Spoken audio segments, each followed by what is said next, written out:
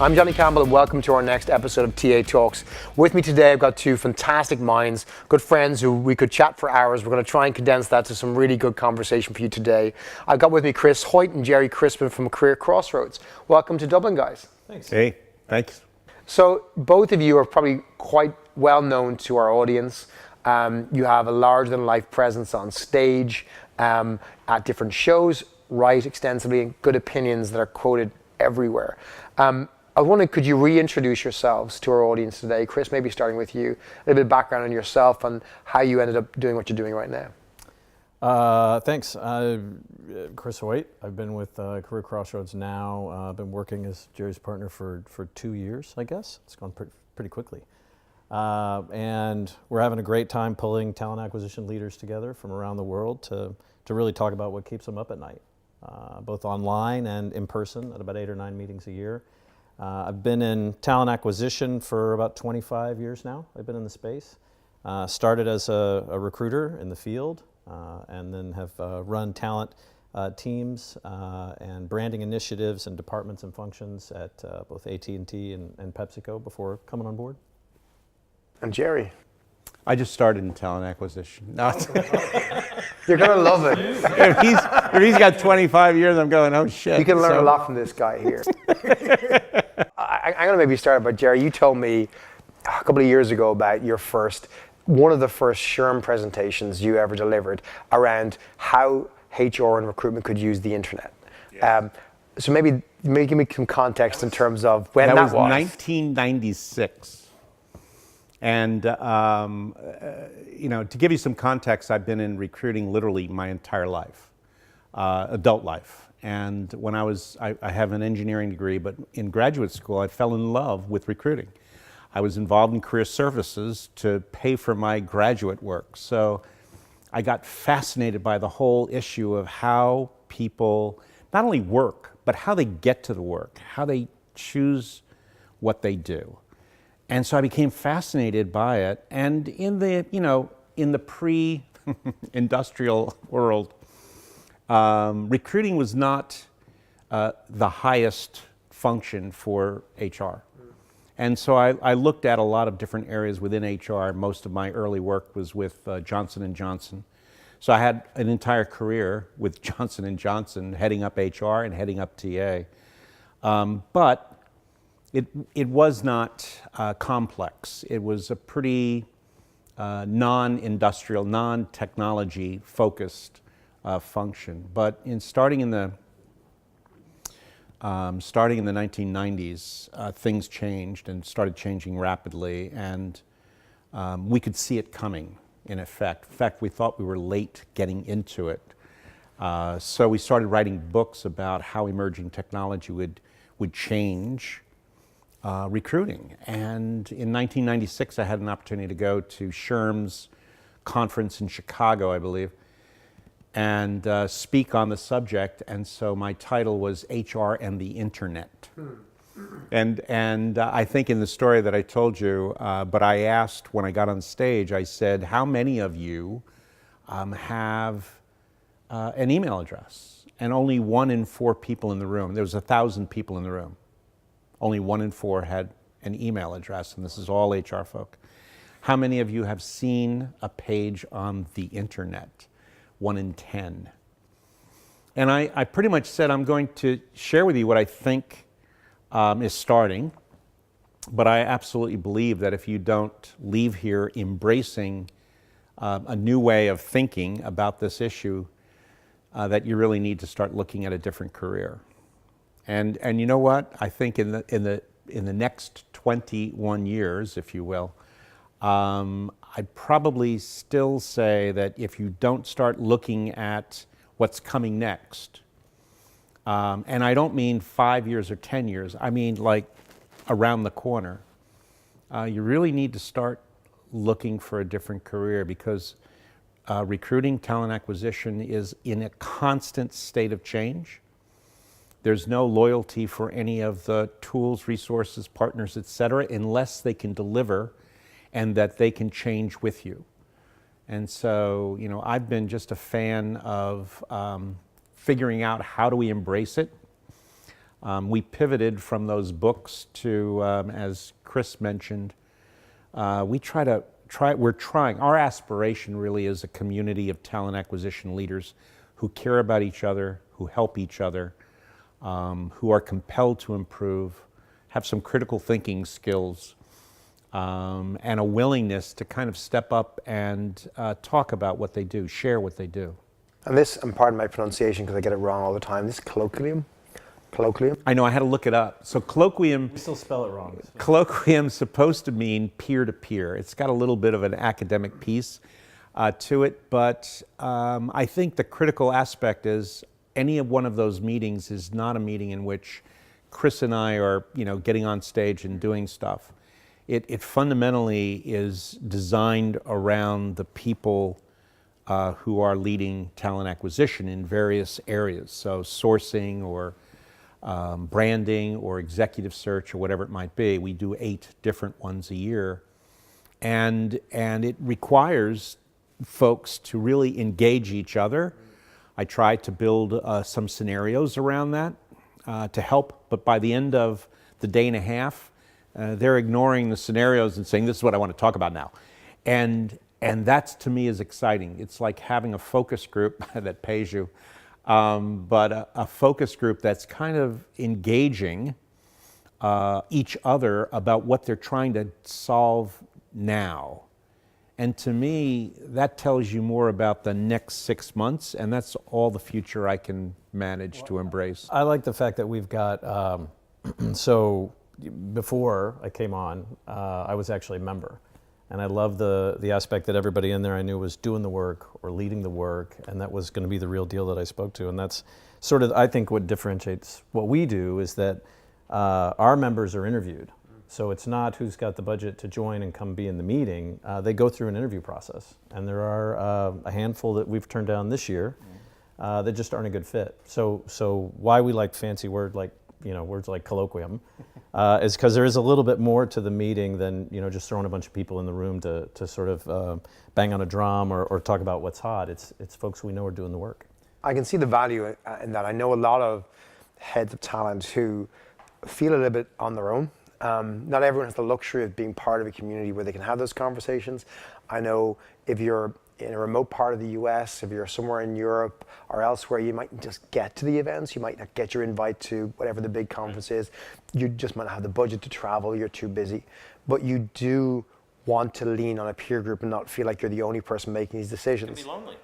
Yeah, but I'm interested to know then, you guys obviously talk about the trends, what's happening, what are the burning issues. If I'm spending this time with this group, I want to talk about what's on my mind.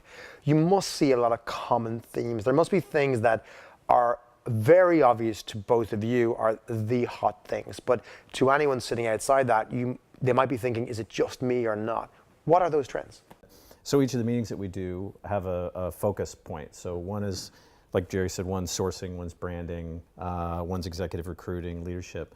Something that this year has come up without fail at each one of those topical meetings is recruiting automation. And we continue to hear, what about AI? Who's implementing machine learning? Are these algorithms going to take jobs? Are they going to make jobs easier?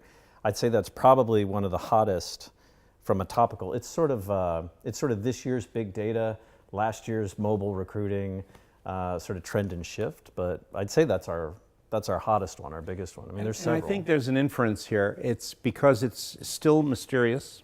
Sure. There's still a good deal of debate as to how far in the future actually the impact is going to be felt.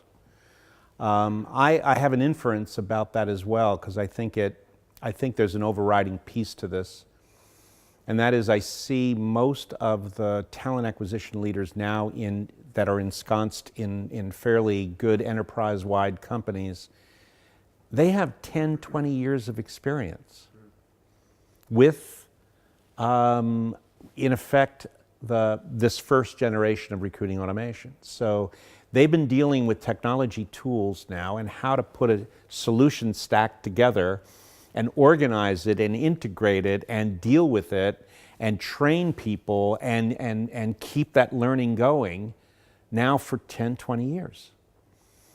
And what they've been doing for the most part is trying to listen to the vendors and suppliers and consultants out there that they brought in to help them, and then try to take the best of what they've learned and apply it. And what I'm seeing as a difference in the last 2 to 3 years is they're taking back their vision.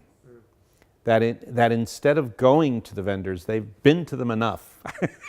and they now have a clear idea of what it looks like in their head. They may not know what the solution stack is going to be totally, but they're saying, you know what, if I could design it, it would look like this. And now going to the vendor or supplier and saying, what part of this can you do? So don't tell me what you do, but what part of this can you do? And can you connect to the other part of what I'm going to put together? And that's a huge change, in my opinion. And anyone with 5, 10, 15 years experience now, in my opinion, should start to think about, what's my vision?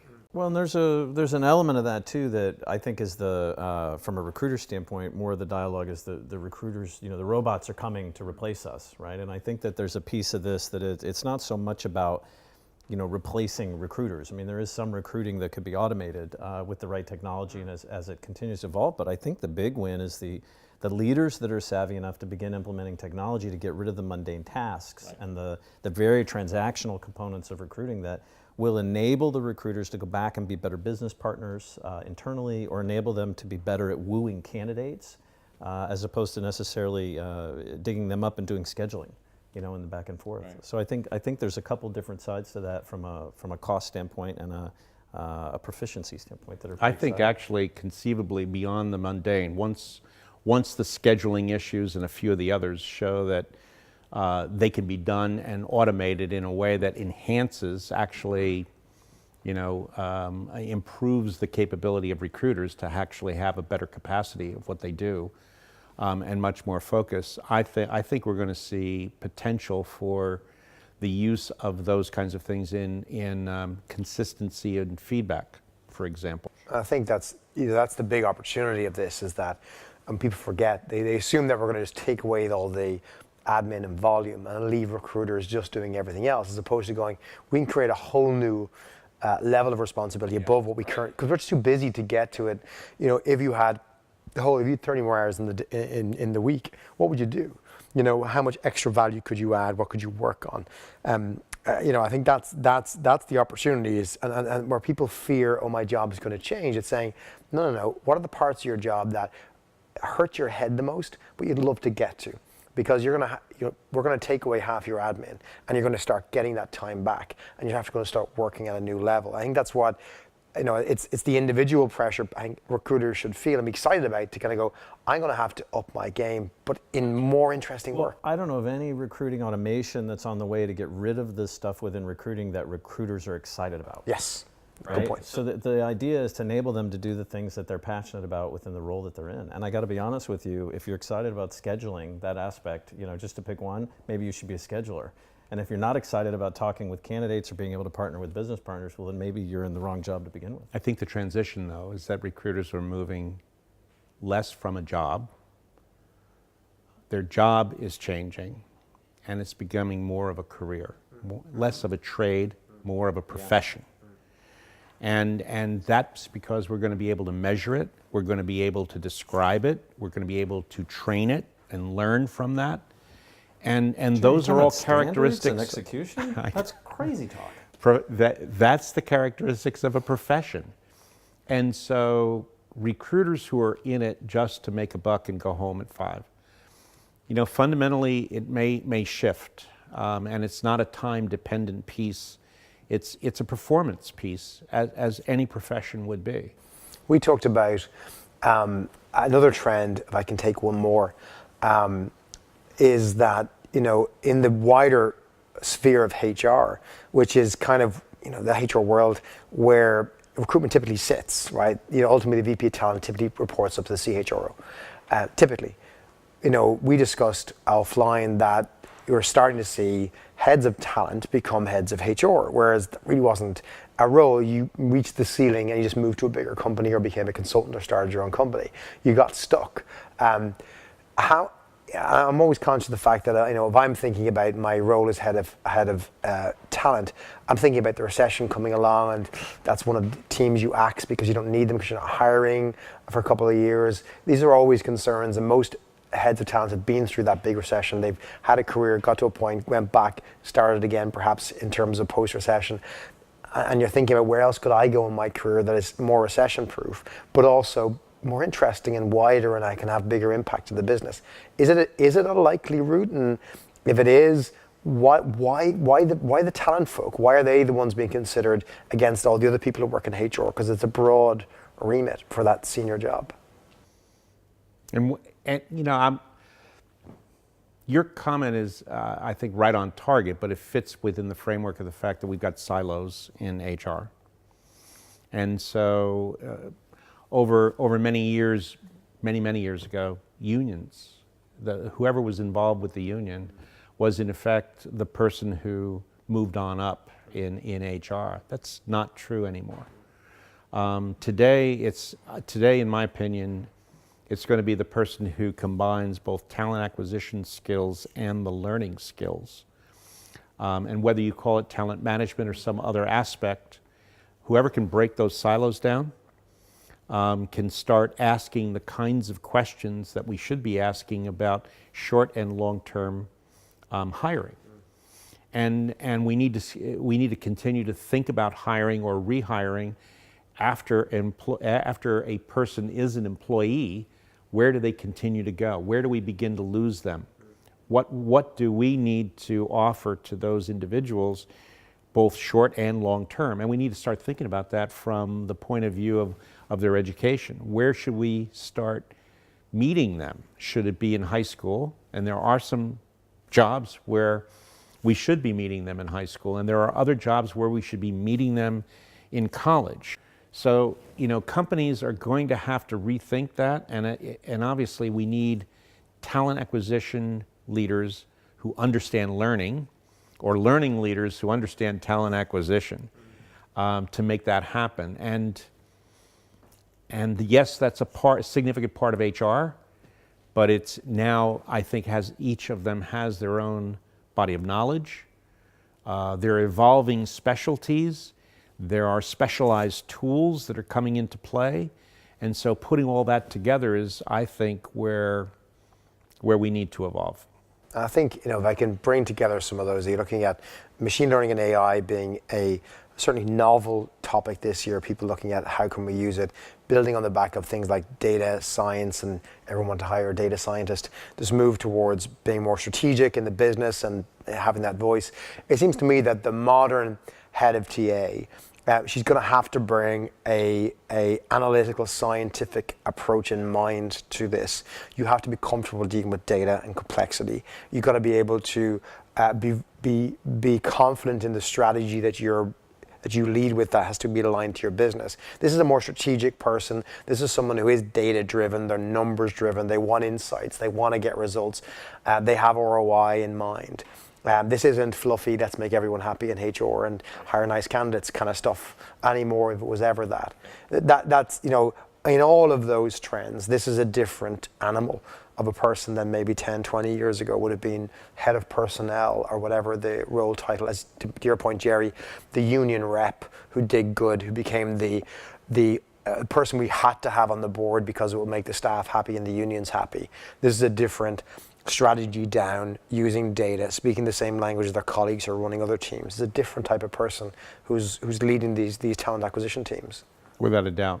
I think there are a couple things that I think are missing from the trends that are potential choke points along the way.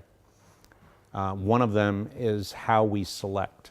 So our ability to assess in a predictive way who will succeed is hit from every side now with social media and a variety of other kinds of things. We need to prove some of those tools. And I think they're in they're in a mixed form right now, and a lot of companies are very concerned, either from a compliance point of view, and so are avoiding it until it's perfect, which is probably a mistake. But we're going to have to apply the same criterion. We're going to have to see if we can do a better job in identifying what is a quality candidate that we can predict will be successful, and do it with more than simply the gut of how we interview folks. I think you're right there in terms of, I look at, Chris made the point about the quality of data. You guys talked about the trend and the discussion. Again, there's a lot of products out there and vendors that talk about how they can predict success through data and science, but it assumes the data is clean and accurate. Right. And that's where it all falls apart. So if you take the last 5 years of data about how we selected everybody and stick it into a machine learning algorithm, you're going to come up with an answer that's very predictive. The problem is it's predicting with the same unconscious bias of all the people who've made those decisions already. We just automated the broken part. There's not enough new variability and complexity to try and find something new there. That's right. But a couple companies are building an algorithm to look at the algorithm from an unconscious bias point of view. But again, is that driven by your strategy or by the vendor strategy? Chris, Jerry, thank you both for your time. We could probably explore these topics alone for hours on end. If anyone wants to reach out and find out more about your colloquium, what's the best way to approach you? Well, you can see us at any number of events. We do quite a bit of traveling in the spring and the fall at any of the recruiting conferences, but the fastest way is probably hit the website at careercrossroads.com. It's careerxroads.com. Excellent. Guys, pleasure. Thank you very much. Thanks. We'll be back for another TA talk soon. Hope you've enjoyed this and given you some stimulating conversation. And hope you can sit back and see, are you the type of TA leader that the world seems to be looking for? Thanks again.